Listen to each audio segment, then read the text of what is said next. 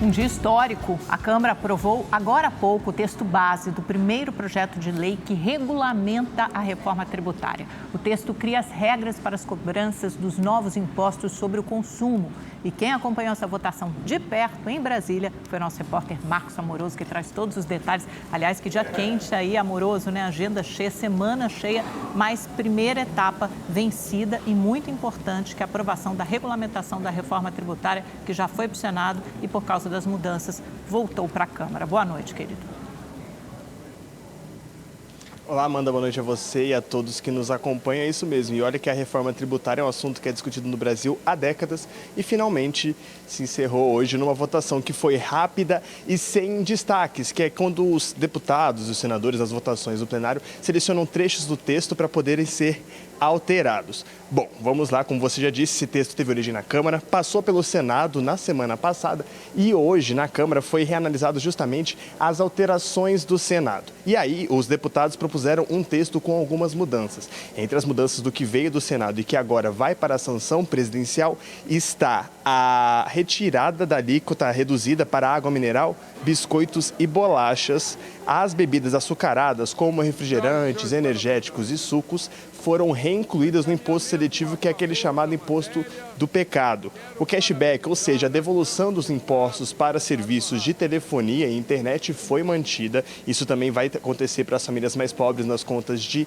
água e luz. E outro fato que foi muito discutido durante essa regulamentação foi a manutenção das proteínas, das carnes, também na alíquota zero da cesta básica. O relator do texto na Câmara, o deputado Reginaldo Lopes, do PT de Minas Gerais, alegou que fez essas mudanças no texto que veio do Senado para que toda a alíquota geral da reforma tributária, da cobrança desses impostos, fique em torno de 26,5%, para que não haja nenhum incremento, para que a população não pague mais impostos. Agora, essa regulamentação já terminou seu trâmite aqui no Congresso e segue para a sanção da Presidência da República. Como você disse, dia cheio, e os deputados lá na Câmara agora, os líderes estão reunidos no gabinete da presidência do deputado Arthur Lira para poder discutir como vai se dar a tramitação de um dos projetos do pacote fiscal enviado pelo governo no mês passado, que deve ser votado ainda hoje.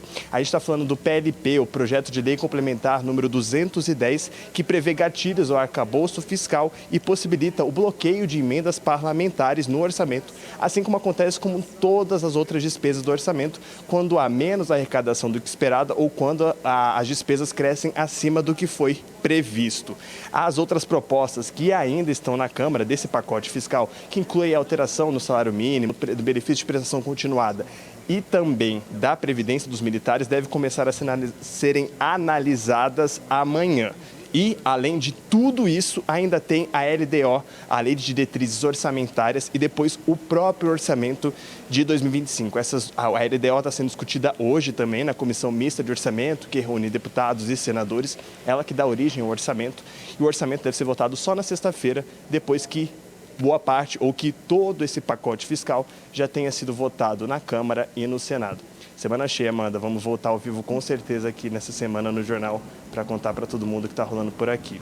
Volto com vocês. Muitas vezes, Amoroso. E só lembrar, né, porque o orçamento também depende desse pacote fiscal ser aprovado, para você incluir as mudanças já no orçamento. E essa história aí do BPC é o grande enrosco, é o nó da questão que está impedindo esse acordo aí entre deputados para que isso possa ter uma votação mais célere. Mas vamos aguardar até amanhã. Obrigada.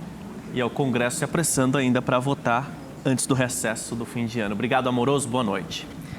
E após elevar a taxa de juros em 1 ponto percentual, chegando a 12,25%, o Copom, Comitê de Política Monetária do Banco Central, sinalizou que a Selic pode ter o mesmo ajuste de 1 ponto nas próximas 2 reuniões previstas para 2025 e já na nova gestão de Gabriel Galípolo, que foi indicado pelo presidente Lula ao cargo de presidente do Banco Central. Se confirmada essa expectativa, a taxa de juros vai chegar a 14,25%. Disparada do dólar, que tem ficado acima dos R$6, e o pacote fiscal contribuíram para o aumento na última reunião que ocorreu na semana passada. São as informações que constam na ata deste último encontro do Copom e que foi divulgada hoje. Depois de 2 leilões extraordinários consecutivos de mais de 3 bilhões de dólares realizados pelo Banco Central, o dólar recuou um pouquinho, chegou a R$ 6,20 durante essa sessão, durante o dia, mas acabou fechando cotado a R$ 6,09. É uma leve alta, praticamente estável em relação a ontem. Já o índice Bovespa, que é o principal índice da Bolsa de Valores, encerrou o pregão com alta de 0,92%, pouco acima dos 124 mil pontos. O governo federal enviou ao Congresso Nacional o projeto de lei que define a idade mínima de 55 anos para a aposentadoria de militares. Atualmente, para se aposentar, são necessários 35 anos de serviço às Forças Armadas. A proposta faz parte das medidas de corte de gastos anunciadas pelo governo para alcançar o déficit zero até o fim do ano que vem. O texto do projeto coloca fim às pensões recebidas por militares quando são expulsos ou excluídos das Forças Armadas e extingue a transferência do benefício, além de arrecadar uma contribuição de 3,5% dos salários dos militares para o Fundo de Saúde até janeiro de 2026. As 3 mudanças gerariam, segundo o governo, um impacto positivo de R$ 2 bilhões por ano aos cofres públicos. A proposta ainda será analisada pela Câmara e pelo Senado para se tornar lei. O ministro da Defesa, José Múcio, esteve na casa do presidente Lula em São Paulo, que se recupera de uma cirurgia na região da cabeça. Durante a visita, o projeto que altera a previdência dos militares foi um dos assuntos discutidos. Isso vai para o plenário e depois nós vamos nos adaptar. A dificuldade de mexer com esse negócio de aposentadoria de militar, que a promoção de militar é como profissão. Se parar um na frente, para tudo atrás. Entendeu? Então a gente tem que ver como adequa isso, porque senão você vai ter o que eles chamam de empossamento. Vai ter alguns postos que vão ficar empossados em algum lugar. Ou muito coronel, quando não está precisando, ou muito major, ou muito capitão. Isso nós vamos adequar, porque tem que ser uma coisa lenta, porque a carreira é muito longa. E uma pesquisa Datafolha aponta que 73% dos brasileiros apoiam a fixação da idade mínima de 55 anos para a aposentadoria de militares. 23% dos entrevistados são contra a proposta. 1% se declarou indiferente à medida e 3% não opinaram. Essa pesquisa do Datafolha foi feita nos dias 12 e 13 de dezembro e ouviu 2.002 entrevistados em 113 municípios brasileiros. A margem de erro é de 2 pontos percentuais para mais ou para menos. E uma outra pesquisa Datafolha mostra que o presidente Lula tem aprovação de 35% dos brasileiros após 2 anos de governo. Segundo o levantamento, 35% dos entrevistados consideram o atual governo ótimo ou bom. Na última pesquisa, realizada em outubro, o percentual era de 36%. 29% classificaram o governo como regular, mesmo percentual do levantamento anterior. E 34% acham o atual governo ruim ou péssimo. Em outubro, eram 32%. 1% não soube responder. A pesquisa também questionou os entrevistados sobre as expectativas em relação à segunda metade do mandato de Lula. De acordo com os dados, 38% acreditam que o presidente fará um governo ótimo ou bom. Já 25% acham que os próximos 2 anos serão regulares. 34% avaliam que o período será ruim ou péssimo. O Datafolha também quis saber dos entrevistados quais eram os principais problemas do país. 21% disseram que o principal problema do Brasil é a saúde, 12% a violência, 9% a economia e 8% a educação. 8% disseram que o principal problema brasileiro é o desemprego, 7% a fome e a miséria e 4% a desigualdade social. 3% responderam que é a inflação, 15% citaram outras questões e 7% não souberam responder. Foram ouvidas 2.002 pessoas de 16 anos ou mais em 113 cidades nos dias 12 e 13 de dezembro. A margem de erro é de 2 pontos percentuais para mais ou para menos. O presidente Lula indicou 17 nomes para a diretoria de 9 agências reguladoras. Entre os destaques estão as indicações de Arthur Watti Neto, procurador federal da Advocacia Geral da União, para o cargo de diretor-geral da Agência Nacional do Petróleo. E Leandro Pinheiro Safatli, secretário do Ministério da Saúde, que deve assumir a presidência da Agência Nacional de Vigilância Sanitária, a Anvisa. Os escolhidos ainda precisam ser sabatinados por comissões setoriais do Senado e depois aprovados no plenário da Casa. De olho em um futuro sustentável, muitas empresas buscam o Brasil para instalar suas operações. No país, há pouco mais de uma década, a BYD é uma delas. Além de diversificar a oferta de produtos, a indústria adota um ecossistema interno de trabalho que se preocupa com o meio ambiente. A sustentabilidade virou protagonista em grandes organizações. No interior de São Paulo, fábricas produzem painéis de energia solar e chassis de ônibus elétricos. Em 2024, o envio de resíduos para aterros sanitários foi encerrado. 100% do que é gerado ao longo dos processos são direcionados para técnicas sustentáveis de tratamento. Todos os resíduos que anteriormente eram enviados para aterro sanitário por não serem recicláveis, hoje são enviados para uma técnica chamada CDR, que é o combustível derivado de resíduo. Funciona como uma matéria-prima. Então, ao invés do destino final buscar matérias-primas na natureza, no meio ambiente, os nossos resíduos acabam servindo como geração de energia para eles. As lâmpadas de vapor de sódio deram lugar às de LED, o que levou a uma redução de 70% no consumo de energia. A gestão dos recursos hídricos também é uma preocupação. A empresa ampliou a estação de tratamento de resíduos nos últimos 2 anos e conta com um sistema de aproveitamento da água da chuva. Nós temos uma captação de água pluvial que percorre todo o prédio da fábrica Energy, que é onde acontece a fabricação de módulos fotovoltaicos. E essa água ela é armazenada em uma cisterna de aproximadamente 500 metros cúbicos. E ela serve para abastecer tanto o sistema de incêndio da empresa, quanto também a irrigação dos jardins do prédio. O Brasil pode assumir em breve um papel de liderança na economia verde. Uma das apostas em energias renováveis está no Plano de Transformação Ecológica, que projeta um crescimento de 2,2% do Produto Interno Bruto do país até 2030 e uma receita adicional de 120 bilhões de reais na economia. Desde o início das operações, os produtos da BYD evitaram que mais de 74 milhões de toneladas de gases poluentes fossem lançados na atmosfera. Só para se ter uma ideia, isso equivale ao plantio de mais de 1 bilhão e 200 milhões de árvores. As 58 empilhadeiras em operação nas unidades da BYD também evitam a emissão de 1.564 toneladas de CO2 na atmosfera. Desde 2021, a empresa integra o Pacto Global da ONU, que visa mobilizar empresas para a adoção de princípios que, entre outras áreas, envolvem o meio ambiente.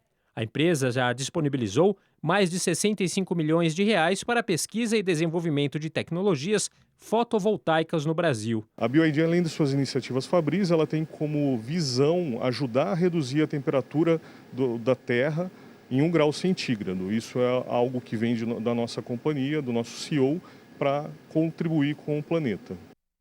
Agora saber como fica o tempo em todo o país, com o Igor Silveira, que já está aqui do nosso lado. Igor, o que esperar dessa quarta-feira? Tem estabilidade em algumas regiões do país e o tempo já virou aqui em São Paulo, né? Vamos lá, tem estabilidade sim. Boa noite, William. Boa noite, Amanda. Boa noite para você que está em casa. Tem bastante estabilidade espalhada em todo o Brasil, porque olha, nessa imagem de satélite a gente percebe o calor vindo da região norte e também tem uma frente fria na altura do sudeste. Além disso, os ventos espalhados por todo o país, eles formam as nuvens de chuva e aí não tem jeito, chove mesmo, viu? No Rio de Janeiro, por exemplo, além da previsão de chuva, as temperaturas também caem. A máxima amanhã não passa dos 24 graus. Em Belo Horizonte também deve chover, a chuva vem acompanhada de trovoadas e os termômetros registram 28 graus amanhã. Em Vitória, no Espírito Santo, 30 graus de máxima e também com previsão de chuva. Agora na capital paulista, amanhã o sol aparece, o tempo fica abafado, viu gente? A máxima pode chegar na casa dos 29 graus. Na quinta-feira, 30 graus de máxima, na sexta, 28. Agora no sábado, por causa da chegada de uma frente fria, a máxima não passa dos 24 graus. No Nordeste tem previsão de chuva ainda no Maranhão, mas o sol está garantido em toda essa área que a gente vê em amarelo aqui do mapa. Na região Norte e no Centro-Oeste nada muda. Tempo abafado e com previsão de chuva a qualquer hora do dia.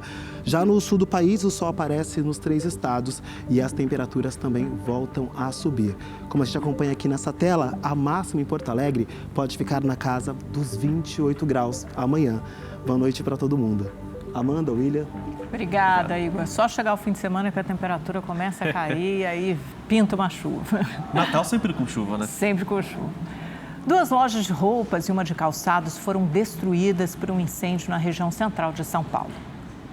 As chamas começaram por volta das 7h30 da manhã no estoque de uma das lojas e atingiram comércios vizinhos. Os imóveis ficam no Bom Retiro, bairro conhecido pelo comércio de roupas e oficinas de costuras. Durante a manhã e o início da tarde, os agentes trabalharam no rescaldo do incêndio. A Defesa Civil também foi chamada para avaliar os danos à estrutura do prédio. As causas são investigadas. Ninguém se feriu.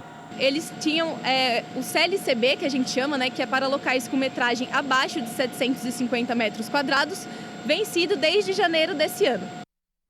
Olha só essa aqui. A Polícia Federal de São Paulo prendeu um delegado e 3 policiais civis suspeitos de atuarem para o crime organizado. São acusados de manipulação e vazamento de investigações contra o PCC. A manhã desta terça-feira foi de entra e sai de viaturas na sede da Polícia Federal, na capital paulista. 8 mandados de prisão preventiva e 13 de busca e apreensão foram cumpridos no interior do estado e litoral norte. O delegado Fábio Baena Martim e o investigador-chefe Eduardo Lopes Monteiro, ambos do Departamento de Homicídios e de Proteção à Pessoa, o DHPP, foram detidos por ligação com o PCC. As denúncias envolveriam manipulação de investigações policiais, vazamentos de inquéritos, venda de proteção e corrupção para favorecer integrantes do crime organizado. Os policiais Marcelo Ruggeri e Marcelo Marques de Souza, Ademir Pereira Andrade, Ahmed Hassan e Robson de Moura também foram presos.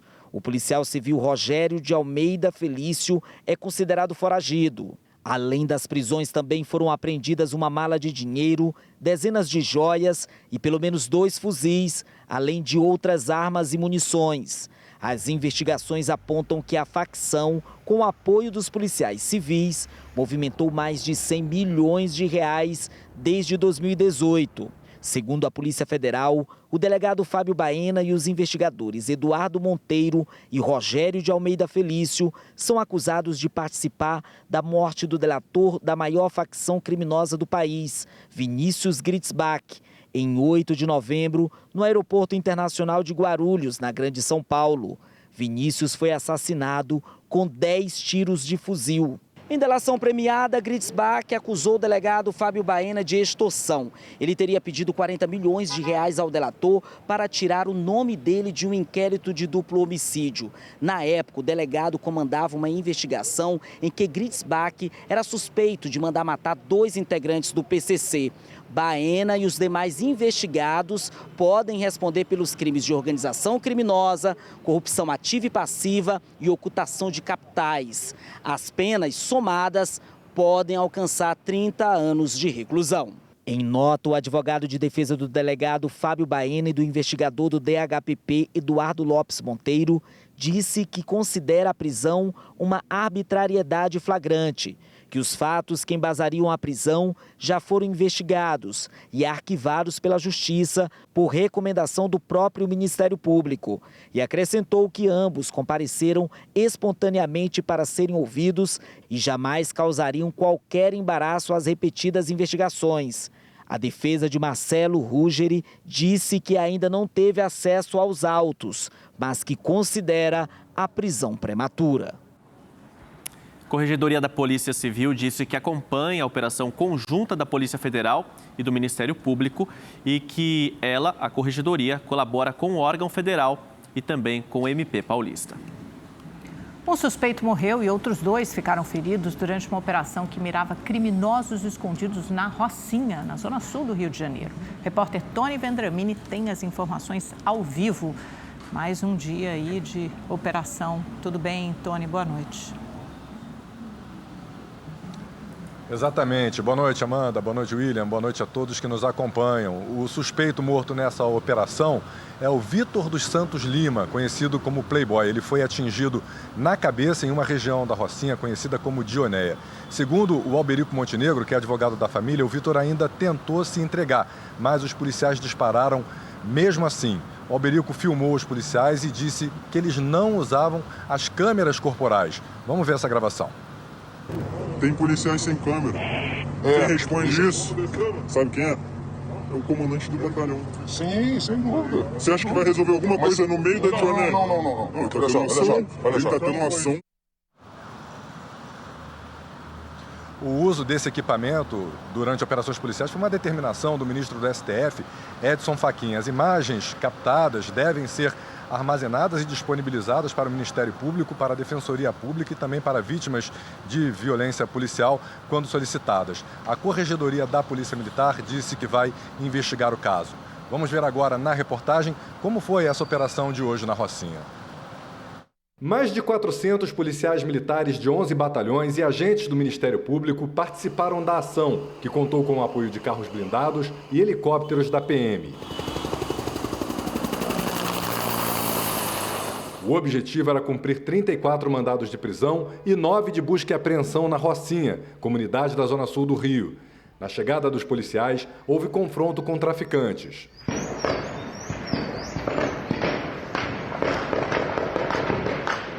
A Estrada da Gávea teve que ser fechada. 9 escolas públicas suspenderam aulas e unidades de saúde interromperam o atendimento. Na troca de tiros, um homem identificado como Vitor dos Santos Lima, conhecido como Playboy de 20 anos, morreu. Segundo a polícia, ele era o principal segurança de John Wallace da Silva Viana, o Johnny Bravo, apontado como chefe do tráfico na Rocinha. No local onde ele morreu, o que chama a atenção nas casas é a quantidade de perfurações provocadas por tiros. Os agentes também encontraram cápsulas de diversas armas, entre elas de uma metralhadora .50, capaz de derrubar aeronaves. Os principais alvos da operação eram criminosos de outros estados, principalmente Goiás e Ceará. Segundo a polícia, eles vieram para o Rio de Janeiro para buscar refúgio em comunidades controladas pelo Comando Vermelho.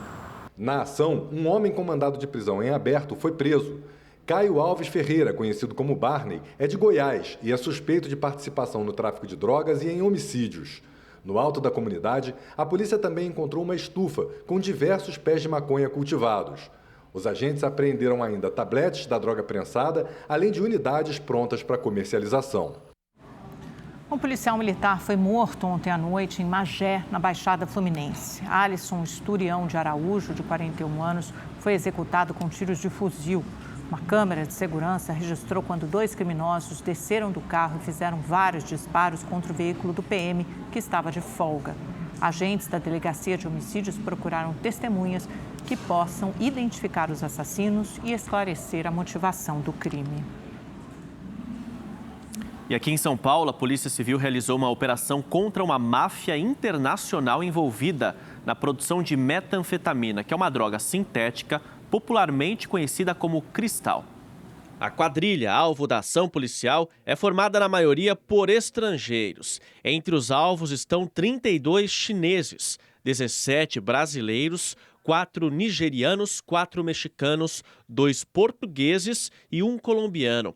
Cerca de 280 policiais civis cumprem 60 mandados de prisão e 101 de busca e apreensão. Segundo as investigações, os envolvidos são investigados pela produção, distribuição e comercialização da droga sintética conhecida como cristal. Durante a operação foram apreendidas grandes quantidades de dinheiro em espécie, incluindo dólares, papelotes da droga, passaportes e aparelhos de celular.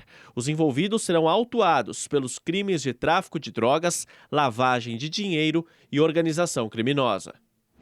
A polícia do Rio de Janeiro decretou a prisão de Sandro da Silva Vicente, conhecido como Sandrinho, suspeito de atirar contra o argentino Gaston Fernando Burlon na semana passada.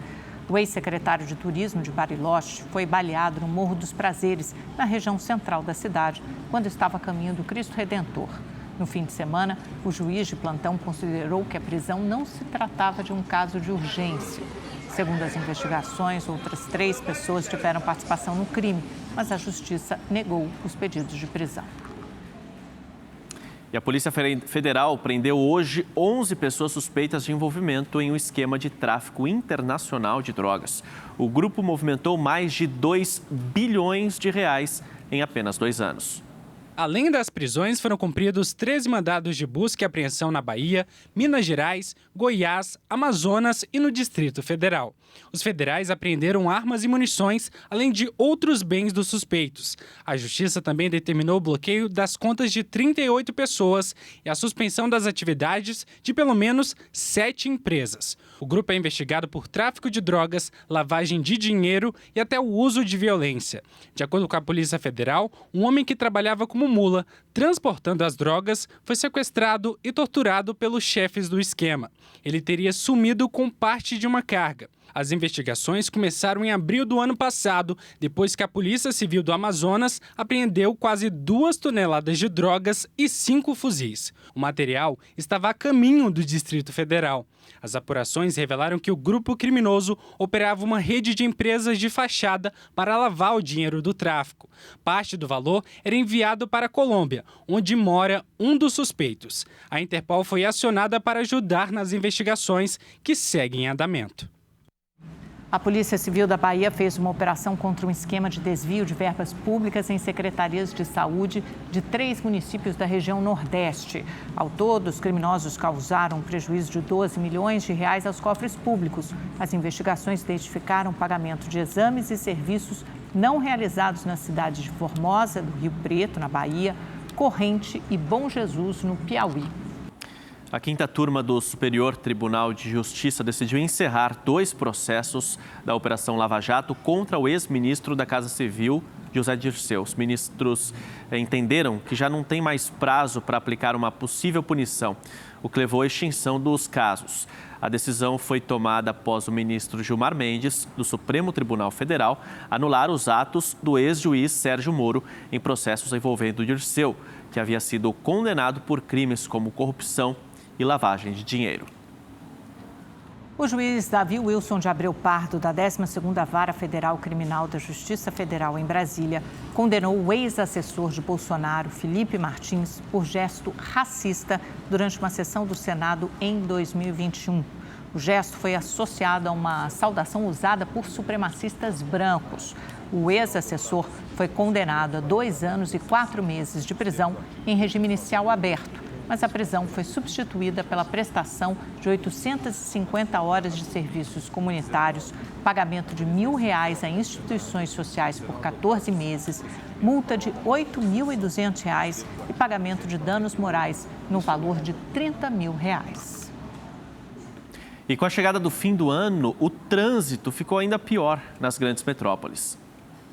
Festas, férias escolares e recesso de fim de ano em algumas empresas têm feito o paulistano enfrentar congestionamentos no trânsito fora da hora do rush. Muito, demais. Tá terrível o trânsito, né? Trabalhar nas regiões que, na parte dos bairros, que aí eu acabo saindo da região central. O congestionamento no trânsito de São Paulo bateu recorde em dezembro. De acordo com dados da CET, até o dia 10 deste mês, a média diária de lentidão no trânsito de São Paulo foi de 509 quilômetros.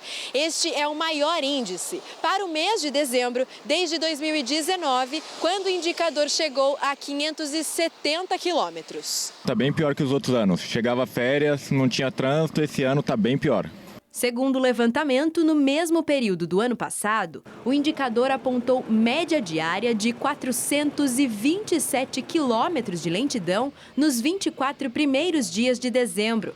Este especialista explica que o aumento se deve principalmente a uma retomada econômica no país, que reflete em mais pessoas na rua para compras no final de ano. No momento da excepcionalidade, no momento da festa, no momento de uma ação cotidiana não convencional, se opta de novo pelas viagens particulares, ou o carro particular, ou as viagens individuais, o que gera esse aumento enorme do trânsito e, acima de tudo, além do trânsito, dos congestionamentos. Para quem está no volante, o jeito é ter paciência e se programar. Para que antes eu saía 1 hora para chegar no serviço, agora eu tenho que sair 1h30, 2 horas antes para chegar no serviço.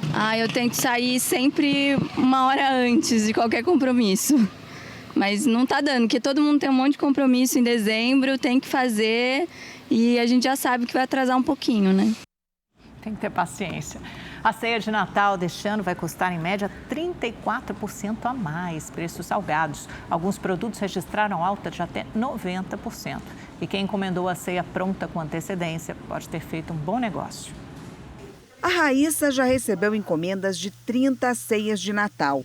Para garantir bons preços, as negociações com os fornecedores começaram há mais de um mês. A gente trabalha com um cardápio bem diversificado. Isso eu acho que faz com que pese menos o valor do que a gente está pagando, porque tudo, claro, que aumentou. No cardápio, receitas mais em conta, como o rocambole de frango, uma das opções encontradas para agradar o paladar da clientela, sem pesar tanto no bolso. A gente dá opções de comprar por quilo, né? Tanto o pernil quanto o rocambole. O azeite é um dos itens que mais vai pesar na hora de fazer as compras para os tradicionais encontros de Natal. Uma pesquisa feita por uma empresa de inteligência de mercado mostra um aumento de 34% em relação ao ano passado. O consumidor já vem encontrando azeites com preço na média de R$50, subiu muito e a expectativa não é boa, porque a produção ainda vem sofrendo a nível mundial. O estudo ainda mostra que 12 dos 13 produtos analisados estão mais caros. O bacalhau aumentou 22,5%. Logo atrás aparece o frango, com reajuste de 22%. No caso da batata inglesa, a alta foi de 23% no quilo. Minha especialidade é bacalhau. Tá caro, mas eu não fico sem. Em vez de ficar comprando excesso de presente, comprar uma comidinha gostosa. E claro que nas festas não podem faltar as bebidas.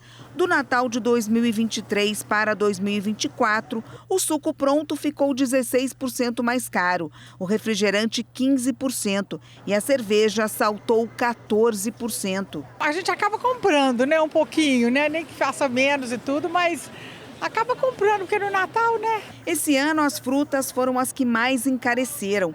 O quilo da ameixa nacional, que custava em média R$15, subiu para 29, 92% de reajuste. A gente teve um período muito seco, de mais de 5 meses, isso prejudica muito. As frutas bem tradicionais estão também muito mais caras. Por exemplo, no caso do pêssego, a gente teve aumento pelo preço médio de 59% em relação ao ano atrás. E quem não fica sem o tradicional panetone, o reajuste médio foi de 15%. As diferenças de preço no mercado são gigantescas, são superiores a 30% a 40%, então dá para o consumidor equilibrar o melhor custo-benefício.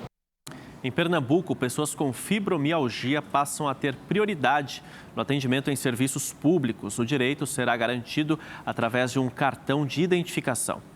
Érica sofre de fibromialgia, uma doença crônica que causa dor generalizada e intensa em todo o corpo. O problema começou aos 12 anos, mas o diagnóstico só veio muitos anos depois. Dos 12 anos se estendeu e o primeiro diagnóstico só veio quando eu estava com em torno de 26 a 27 anos, mas as dores estavam lá desde os 12. E o primeiro diagnóstico só veio em torno dos 26, 27 anos.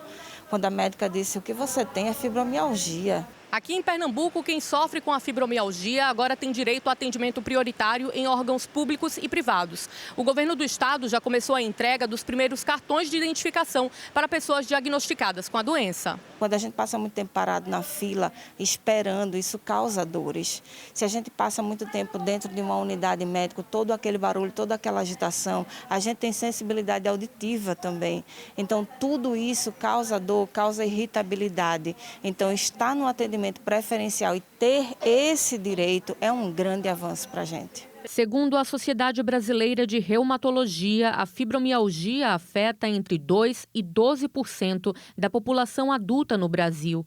É mais frequente em mulheres com idades entre 30 e 55 anos. Os sintomas incluem dores musculares, fadiga, alterações na memória e concentração, depressão, ansiedade, formigamentos, dores de cabeça, tontura e alterações intestinais. Em mais de 70% dos casos são mulheres entre 30 e 50 anos, geralmente mais sedentárias, com sobrepeso e que tenham tido algum tipo de trauma ou físico ou psicológico sério, que funcionou como gatilho para aquela doença. A fibromialgia não tem cura, mas tem tratamento. Exercícios físicos e mudança de hábitos alimentares podem ajudar no controle da doença, que envolve profissionais de diversas áreas. A gente precisa de médicos, precisamos de fisioterapeutas, precisamos de psicólogos, de psiquiatras também para esse paciente. Precisamos também de que esse paciente ele perceba e participe do tratamento, que é muito importante. A orientação do médico é procurar um especialista em caso de algum sintoma.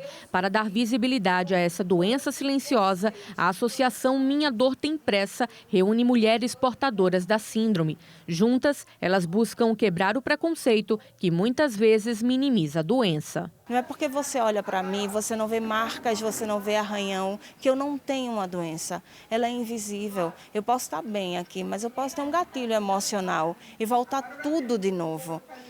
É muito sofrida essa doença. No Rio de Janeiro, a cão-terapia tem ajudado no tratamento de crianças com necessidades especiais. Com apenas um olhar, Bud consegue receber muito carinho.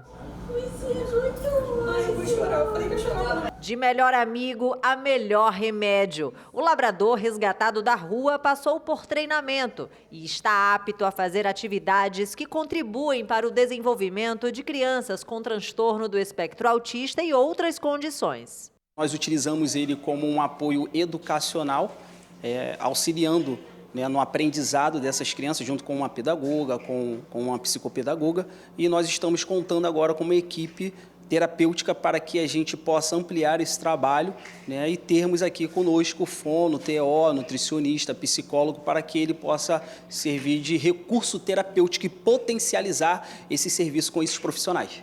Junto com o Diego, que também é PM, foi criado um projeto social com o Bud em Saquarema, na região dos Lagos. A iniciativa foi um sucesso e chegou ao batalhão do Leblon, na zona sul da capital. Assim nasceu o projeto Melhores Amigos. O que a gente vem fazendo aqui com as famílias, com as crianças, é algo que não tem como explicar, não tem palavras, não tem adjetivos que possam explicar esse sentimento. Os atendimentos são gratuitos e acontecem 2 vezes por semana. Desde agosto, aqui no Batalhão do Leblon, o projeto com o Bud atende 80 crianças e tem mais 300 aguardando na fila de espera. Assim que soube da terapia com o Bud, Ana Carolina trouxe o filho Adriel, de 8 anos, diagnosticado com autismo. Como é uma terapia feita com um cachorro, uma coisa que ele tinha medo, ainda tem um pouco, mas assim, de primeiro momento foi super de boa, ele ficou bem tranquilo diante do cachorro, interagiu bem e a gente está nesse crescimento aí. E o time de doguinhos terapeutas está crescendo. Blue e Raven serão treinados para dar apoio a mais famílias. Esta psicóloga explica que a interação traz diversos benefícios. Afinal, tudo fica melhor dando e recebendo carinho. Ela percebe que se ela é acolhida pelo cão, ela também pode ser acolhida por uma outra pessoa, por outros animais. Então, ajuda muito nessa questão da sociabilidade dessa criança. Nauana faz parte de um projeto que ajuda famílias atípicas e decidiu somar esforços em favor da terapia com cães. A gente vai expandir aí, trazer suporte, acolhimento para as famílias, está somando com o meu projeto e em breve está expandindo aí para todas as pessoas que precisam, porque a gente está aqui para acolher, né? Um projeto de educação antirracista vai promover a cultura negra em escolas públicas de Minas Gerais. A iniciativa vai envolver quase 2 milhões de estudantes e professores de mais de 3.000 unidades de ensino. Alice tem 8 anos e já foi vítima de racismo na escola. Falaram que eu era negra e eu era feia, que meu cabelo era horroroso. Há 2 anos, a professora dela desenvolveu atividades na sala de aula com o objetivo de valorizar a identidade negra. O projeto, baseado em contação de histórias, envolveu 25 crianças do ensino infantil de uma escola municipal de Belo Horizonte junto com os pais e foi premiado. Eu tive um pai que falou sobre o sonho da vida dele e isso foi muito importante, porque era um pai preto. Então, o homem preto falar de amor para as crianças e falar de amor a partir da família é muito importante. A mãe da Alice também participou das conversas na sala de aula e ficou impressionada ao ver o quanto a iniciativa fez bem para a filha. Ela sempre me perguntava, mãe, por que a minha pele é marrom, a sua é branca, porque os meus irmãos são diferentes. E aí hoje como é que você se sente? Eu penso que eu sou a menina mais bonita do mundo. A partir do ano que vem, a educação antirracista vai ser implementada em mais de 3.000 escolas públicas aqui de Minas Gerais. A iniciativa prevê a valorização da cultura negra, o combate ao racismo e a criação de espaços para debates. Cerca de 1.700.000 estudantes vão participar. 62% são negros. Professores dos ensinos fundamental e médio terão cursos de capacitação para abordar o assunto nas salas de aula. Esse material vai ser muito importante, porque ele vai permitir um ambiente de segurança dentro de sala de aula, porque a gente só consegue trabalhar a educação antirracista se a gente puder pensar, desenvolver um pensamento crítico, refletir e falar. Batizado de Ginga, o projeto foi desenvolvido pela Secretaria de Educação de Minas Gerais em parceria com o Ministério Público. A gente pretende que isso ultrapasse os muros da escola, porque o aluno ele leva para casa aquilo que ele debateu dentro de sala de aula. A temática antirracista vai ser abordada com o uso de materiais didáticos, cartilhas e oficinas. Isso precisa estar no currículo das escolas, porque é obrigatório. A gente tem uma lei que torna obrigatório que a gente ensine para os meninos a história e cultura africana. Ela é emudecida, é negligenciada, mas ela é a gente, é o Brasil. Comissão Mista de Orçamento do Congresso aprovou a LDO, o texto base da LDO, a Lei de Diretrizes Orçamentárias de 2025. O relator, senador Confúcio Moura, recusou o dispositivo que obrigava o governo a perseguir o centro da meta fiscal até outubro. Na prática, o governo fica liberado para mirar o limite mínimo da meta fiscal de déficit zero. O relatório final ainda determinou que o salário mínimo seja de R$ 1.502, valor que desconsidera o pacote fiscal enviado pelo governo federal.